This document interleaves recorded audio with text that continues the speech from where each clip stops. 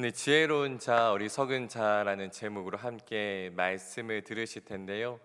요즘 우리 교회에서 가톡이란 이름으로 교구마다 말씀 나눔을 잠언으로 하고 있습니다. 그래서 오늘 본문도 잠언을 선택하게 되었는데 이 힘들고 어려운 시기에 잠언을 같이 보시면서 지혜롭게 이 시기를 잘 이겨낼 수 있는 저와 여러분이 되셨으면 합니다.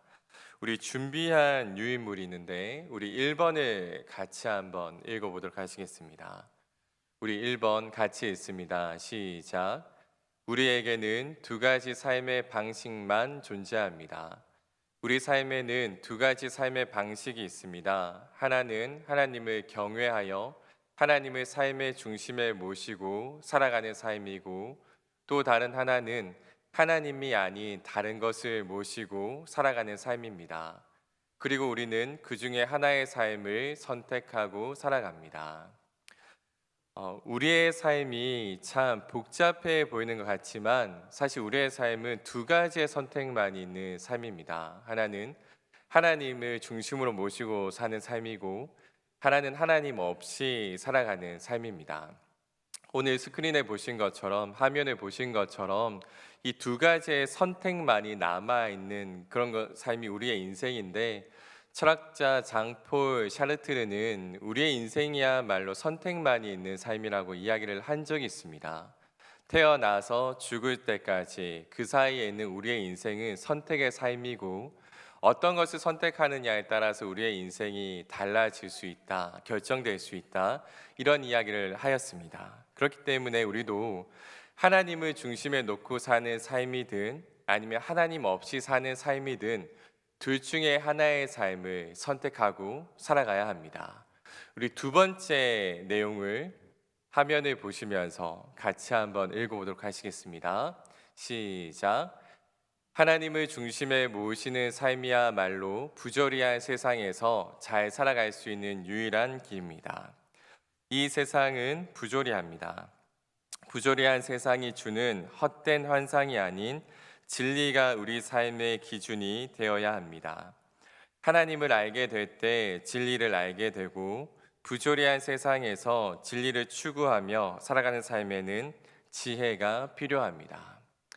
오늘 화면에 보시면 2번에 1번 보시면 이 세상은 부조리하다라는 말이 기록이 되어 있는데요.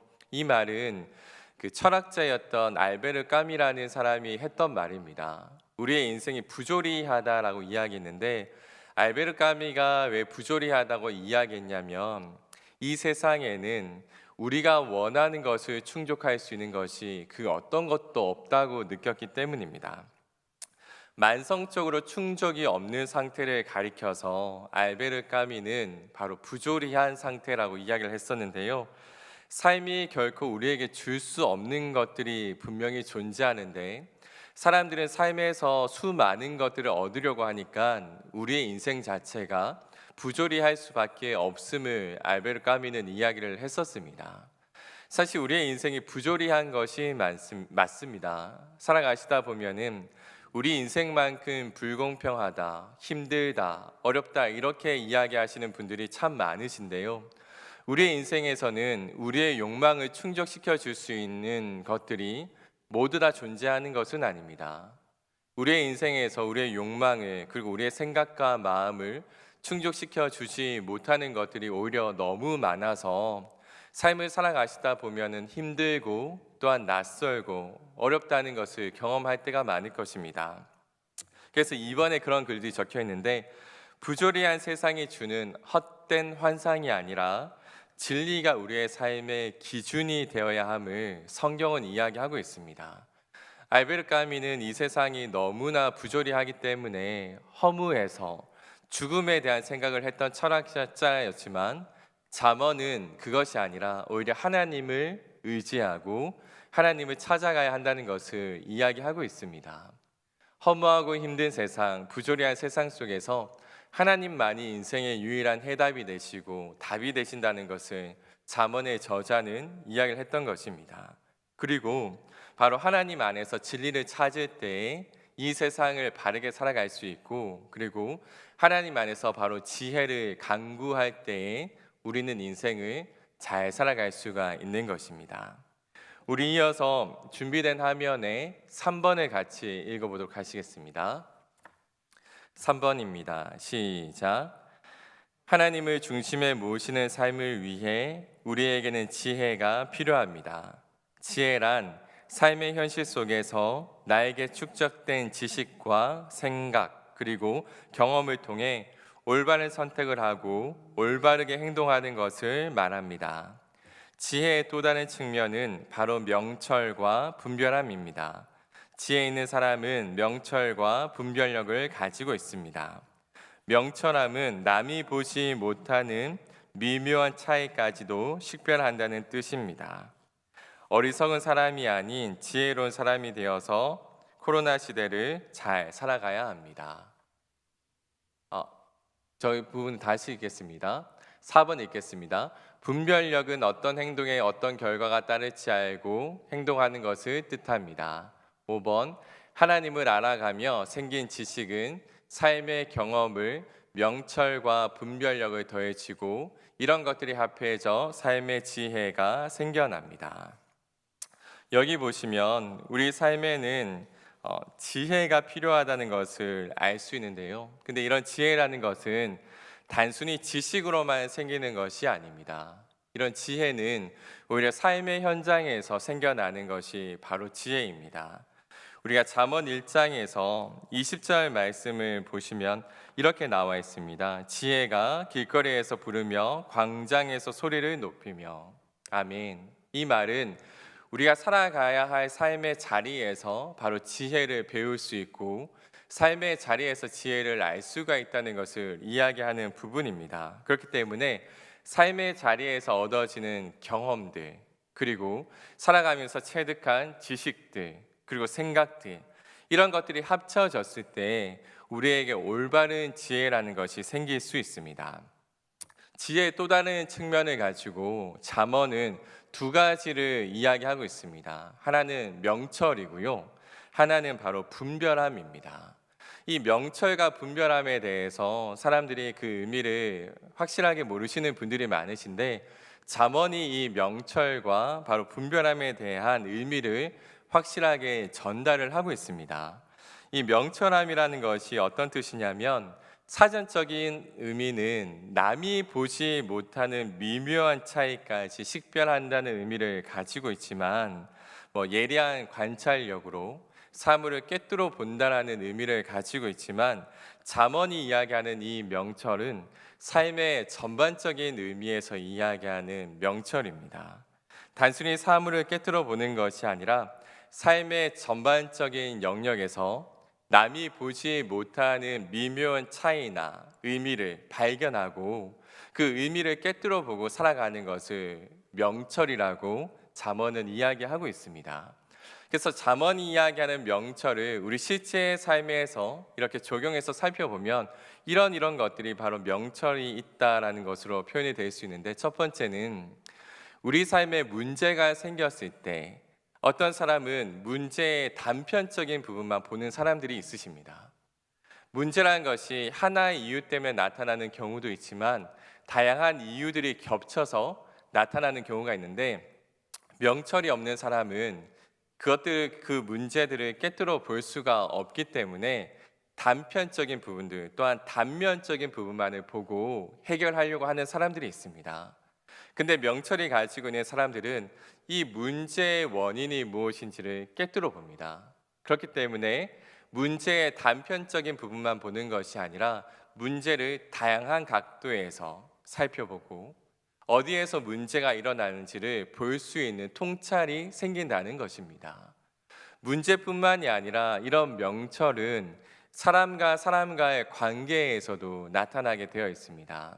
명철이 없는 사람은 사람을 대할 때 두 가지 측면만을 놓고 다루게 됩니다. 내 편 아니면 상대편 또는 나와 생각이 같은 사람이거나 아니거나 아니면은 나와 이념적인 부분들이 비슷하거나 그렇지 않거나 명철이 없는 사람들은 사람을 대할 때에도 이분법적으로 나눠서 대하지만 명철이 있는 사람은 사람을 대할 때 사람이 가지고 있는 본성, 생각, 그리고 성향 이런 것까지 다 살펴보면서 그 사람과의 관계를 가지게 됩니다.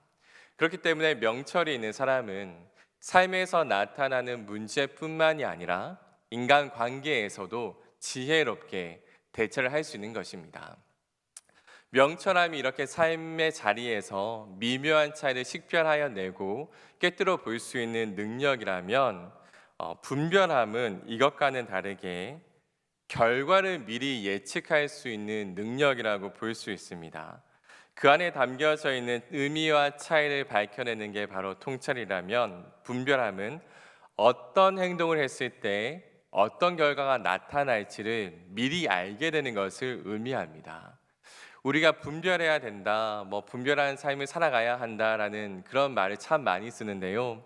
여기서 나오는 분별함이란 것이 어떤 것이냐면 내가 만약 이 일을 하게 되었을 때 거기에 따른 그 일에 대한 결과가 어떤 것인지 미리 보이는 사람이 바로 분별력을 가지고 있는 사람입니다. 어리석은 사람들이 하는 행동 중에 참 잘못된 행동이 어떤 것이냐면 뻔히 결과가 보이는데 그럼에도 불구하고 불나방같이 달려드는 사람들이 존재합니다. 아무리 좋은 명철을 가지고 있더라도 분별함을 가지고 있지 못하다면은 그런 사람들은 언제나 자기 행동에 후회를 하는 사람이 되고 맙니다. 이 분별함이란 것은 내가 이렇게 행동하게 되었을 때에는 이런 결과가 나타나기 때문에 이것은 해도 되고 그리고 해서는 안 되는 행동임을 미리 알고 선택을 잘하는 사람이야말로 바로 분별력을 가지고 있는 사람인 것입니다. 그렇기 때문에 이 명철과 분별력을 가지고 있는 사람들은 삶에서 어려움을 당하지를 않습니다. 다양한 각도에서 문제를 살펴볼 수도 있고 사람의 본성과 생각과 그리고 성향을 미리 알고 있기 때문에 인간관계에서도 어려움을 당하지 않고 미래 결과에 대한 예측이 가능하기 때문에 그 행동에도 어느 정도 제약이나 아니면은 절제를 하게 되는 것입니다. 그렇기 때문에 명철과 분별력이라는 지혜를 가지고 있는 사람은 인생을 누구보다 잘 살아갈 수가 있습니다. 그렇다면 이 모든 것이 합쳐지게 되었을 때 지혜의 온전한 모습이 나타나게 되는데 삶에서 겪게 되는 수많은 경험들, 나이와 연수가 차면서 우리가 경험하게 되는 것들이 실제로 존재합니다. 삶의 자리에서 얻게 되는 그 경험들과 지식이나 이런 관계 속에서 얻게 되는 명철 그리고 분별함 이런 것들이 합쳐졌을 때 지혜라는 것이 우리에게 생기게 됩니다. 근데 잠언의 저자인 솔로몬은 여기에 대해서 한 가지를 더 이야기합니다. 우리가 인생을 살아갈 때 하나님의 말씀이 기준이 되어서 그 말씀에 의지하고 삶의 자리를 살아가고 하나님의 말씀에 비추어서 명철해지고 하나님의 말씀에 비추어서 분별함을 가지게 될 때에 그것이야말로 인생의 참된 진리와 지혜를 가지게 된다고 이야기합니다. 그러면서 잠언의 저자가 우리에게 전하는 메시지가 한 가지 더 있는데 그것은 하나님의 진리의 말씀을 단편적으로 봐서는 안 된다는 것입니다. 우리 한국교회 신앙 중에 조금은 조심해야 할 신앙의 모습이 있습니다. 그것이 어떤 것이냐면 성경 구절을 하나씩 따로따로 외우면서 우리의 삶에 어려움이 있을 때 그 성경 구절을 하나씩을 떼와서 적용시켜서 이제 이야기하시는 성도님들이 계십니다. 근데 이것은 사실 바른 신앙의 모습은 아닙니다. 성경 구절 하나를 가지고 내 삶의 자리에서 사건에서 문제에서 그것을 바라보게 된다면 그것에 내 생각과 내가 원하는 마음들이 투영이 되어서 오히려 내 문제에 하나님의 말씀을 가져오게 되는 그런 상황이 발생하게 됩니다. 만약에 내 삶에 어려움이 찾아왔는데 갑자기 빌립보 4장 13절 말씀이 생각이 나서 내게 능력 주신 자에서 내가 모든 것을 할 수 있다. 단순하게 이렇게 이야기하는 것이라면 그것은 하나님이 주시는 신앙이 아니라 내가 원하는 하나님의 모습을 투영해서 그 말씀을 갖다 붙인 것밖에 되지가 않는 것이죠. 말씀대로 살아간다는 건 말씀을 중심에 두고 살아간다는 것이 무슨 의미냐면 말씀 전체가 이야기하는 진리의 방향성이 있습니다. 하나님 중심으로 살아가는 삶, 예수님과 동행하는 삶, 그리고 예수님 안에 있는 구원의 의미들, 이런 전반적이고 확실한 진리의 방향성을 삶에 대입하면서 꾸준하게 살아가는 것이 말씀을 가지고 살아가는 삶입니다. 어려울 때 한 말씀 구절, 또 이 말씀 구절 갖고 와서 마음의 위로나 또는 힘을 얻기 위해서 말씀을 기억하는 것이 아니라 진짜 삶의 방향을 위해서 말씀을 붙들고 살아가는 삶이야말로 지혜로운 사람인 것이죠. 잠언의 저자는 이것을 두고 여호와를 의지하고 신뢰하고 자신의 명철을 의지하지 않는 길이라고 이야기합니다.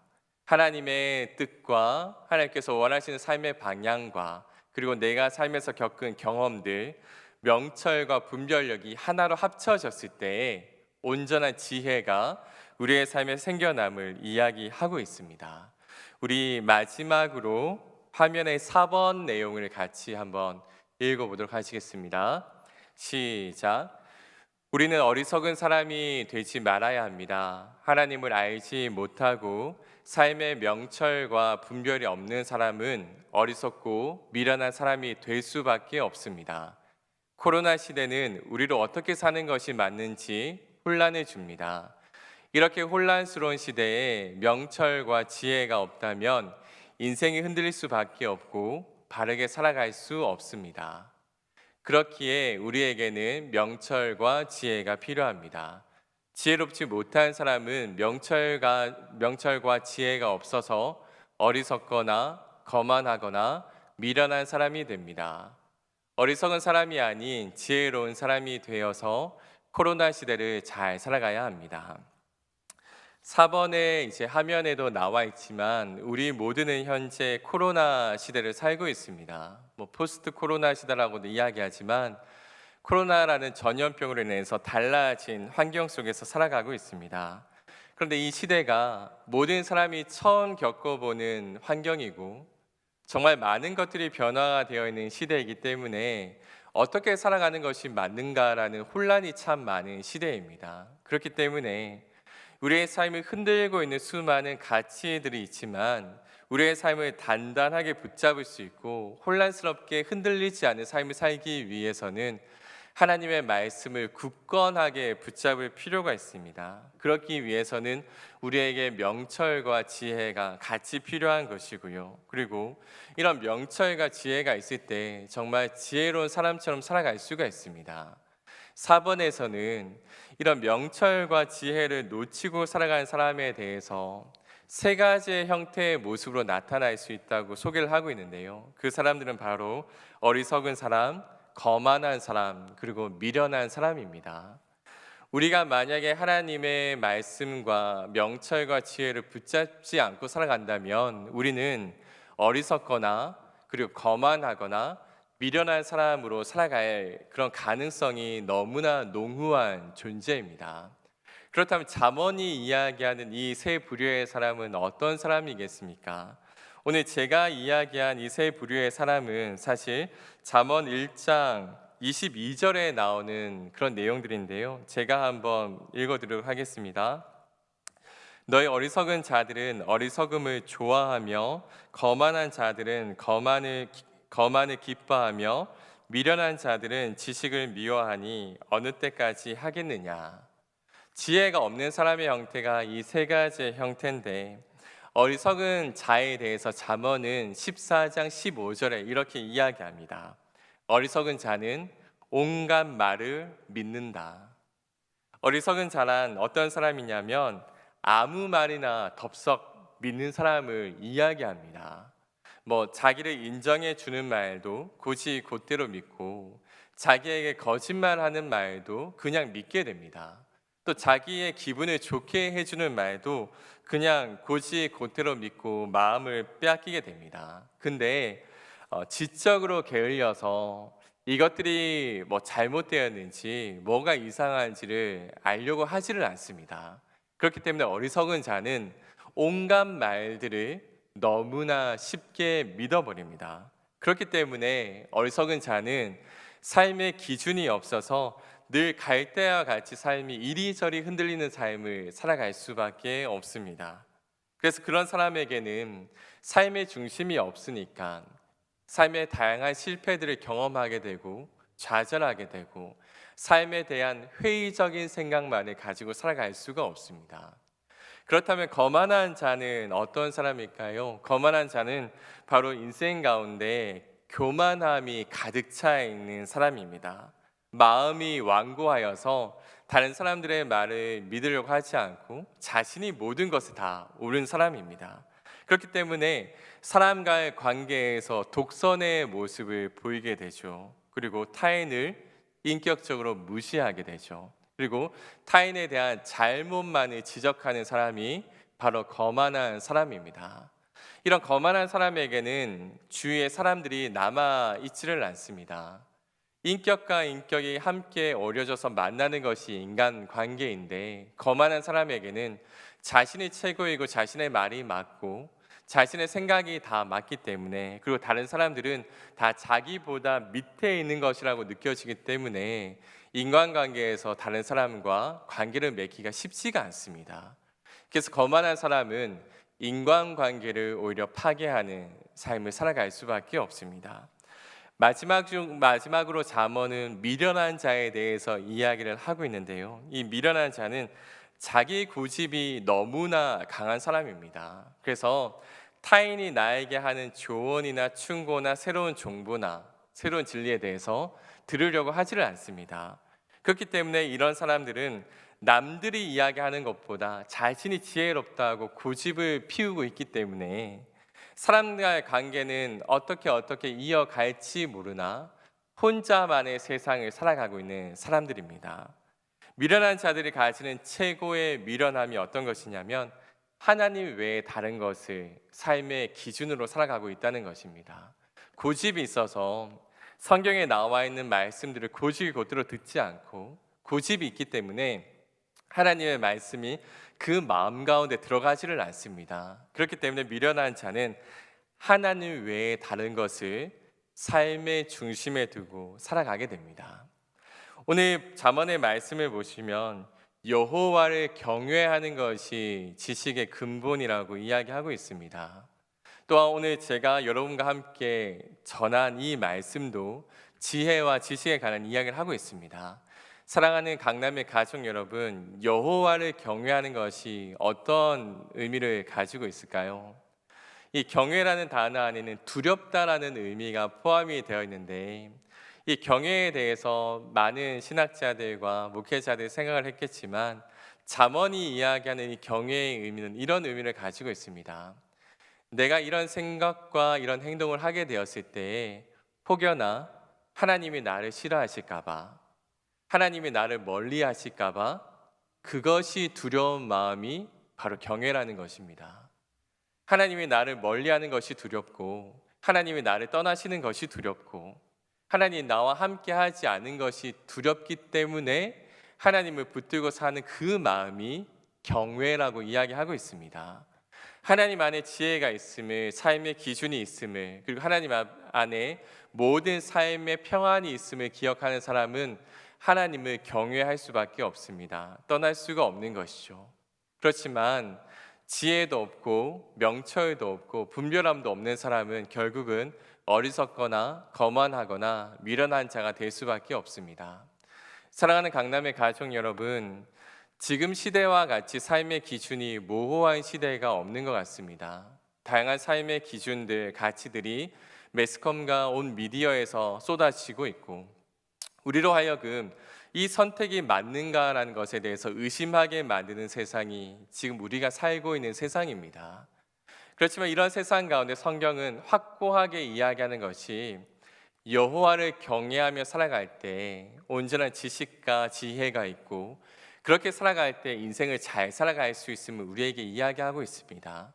코로나로 인해서 어떤 것을 선택해야 할지도 모르고 힘든 시기를 살고 있지만 오늘 말씀을 기억하시면서 하나님께 모든 길과 진리가 있음을 다시 한번 강하게 붙드시는 귀한 수요일 밤이 되길 주님의 이름으로 축원합니다. 이 시간 함께 기도하겠습니다. 하나님 감사합니다. 오늘 잠언의 말씀을 보면서 혹여나 우리가 어리석거나 거만하거나 미련한 자의 삶을 살고 있는지 돌아보게 됩니다. 모든 지혜의 근본이 하나님께 있음을 기억하게 하여 주시고 하나님의 말씀을 붙잡고 이 어려운 시대를 지혜롭게 명철과 분별함을 가지고 살아가게 주님 인도하여 주시옵소서.